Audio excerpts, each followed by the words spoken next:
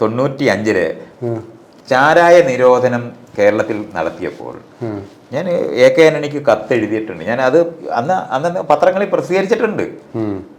Full പ്രസിദ്ധീകരിച്ചൊരു കുറവാണ്. മദ്യം എന്താണെന്നും മദ്യം എങ്ങനെയാണ് ഉപയോഗിക്കേണ്ടതെന്നും ഒക്കെ കൂടെ എഴുതിയിട്ടുണ്ട്. അത് ചെയ്തിട്ടില്ല. അതിന് പകരം കള്ള് വ്യവസായം ചൊവ്വേ നേരെ നടക്കാത്തതിനെ പറ്റി മാത്രം ഞാൻ എഴുതിയ ഒരു ഏരിയ ഉണ്ട്.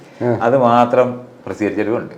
ഞാൻ അന്ന് എഴുതിയിട്ടുണ്ട്, ഈ നിരോധനം കേരളത്തിനകത്ത് മദ്യം വ്യാപകമായി ഉപയോഗിക്കുന്നവരായിട്ട് മാറ്റും.